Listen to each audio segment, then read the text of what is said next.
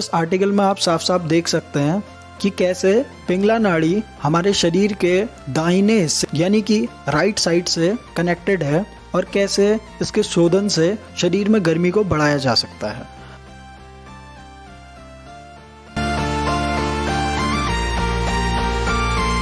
Hello दोस्तों, क्या आप भी सर्दियां आते ही बुखार और जुकाम जैसी दिक्कतों से परेशान रहते हैं?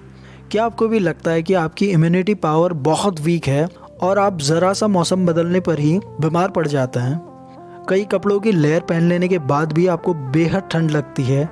सर्दियों भर आप ज़्यादा आलसी और इनएक्टिव महसूस करते हैं और आप जानना चाहते हैं कि योग में ऐसी कौन से अभ्यास हैं जिनकी सहायता से आप ज़्यादा चुस्त दुरुस्त और एक्टिव महसूस कर सकते हैं और मज़े से इस पूरे ठंड के मौसम का लुत्फ उठा सकते हैं। तो ये वीडियो आपके लिए ही है, अंत तक बने रहें। तो आमतौर पर हम सर्दी के प्रकोप से बचने के लिए क्या करते हैं? तो शायद हम कुछ एक्स्ट्रा स्वेटर्स पहन लेते हैं या दिन के 7 से 8 कप कॉफ़ी पी जाते हैं। तो क्या इतनी अधिक कॉफ़ी का सेवन शरीर के लिए ठीक है? और क्या ये सब करने के बाद भी हम सर्दी से बच पाते हैं? शायद नहीं, क्योंकि हमारे ये उपाय हमें बाहरी ठंड से तो कुछ देर के लिए बचा सकते हैं, पर इन उपायों की मदद से हमारा शरीर अंदर से गर्मी को पैदा नहीं कर सकता। जी आप बिल्कुल ठीक सुन रहे हैं, हमारा शरीर खुद भीतर से गर्मी को पैदा कर सकता है। पर कैसे? योग में बताए कुछ अभ्यासों से शरीर में स्थित पिंगला नाड़ी का शोधन कर शरीर खुद गर्मी को पैदा कर सकता है। अब इस बात को वैज्ञानिक मत भी मिलने लगे हैं। National institute of Ayurveda Jaipur द्वारा 2017 में प्रकाशित इस आर्टिकल में आप साफ साफ देख सकते हैं कि कैसे पिंगला नाड़ी हमारे शरीर के दाहिने हिस्से यानी कि राइट साइड से कनेक्टेड है और कैसे इसके शोधन से शरीर में गर्मी को बढ़ाया जा सकता है। अगर आप नाड़ियों के संबंध में और अधिक जानना चाहते हैं तो आप कमेंट करके नीचे बता सकते हैं, मैं नाड़ियों के ऊपर एक डेडिकेटेड वीडियो बना दूंगा।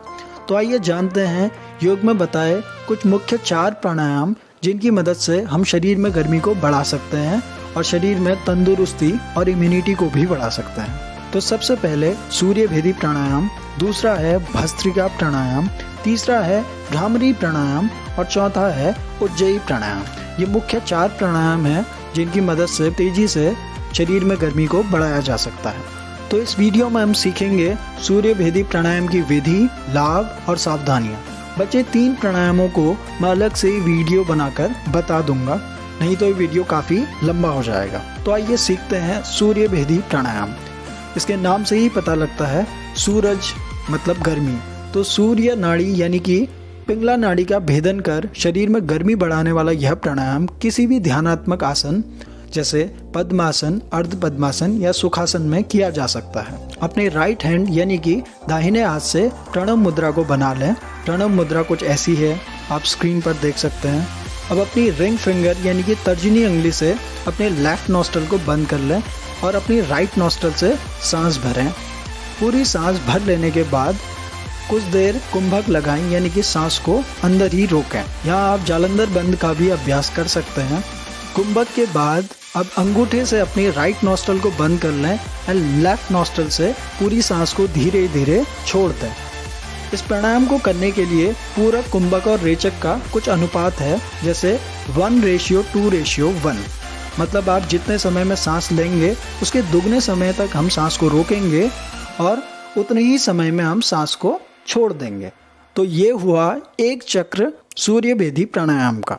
तो अगर मैं आसान शब्दों में कहूँ तो राइट नॉस्ट्रल से इनहेल करना है, कुछ देर उसे होल्ड करके लेफ्ट नॉस्ट्रल से धीरे धीरे सांस को बाहर छोड़ देना है। तो ये एक चक्र पूरा होता है सूर्य भेदी प्राणायाम का। शुरुआत में हम इस प्राणायाम को 5 से 10 बार कर सकते हैं और धीरे धीरे आदत बढ़ने के साथ साथ हम इसकी आवृत्तियाँ बढ़ा सकते हैं।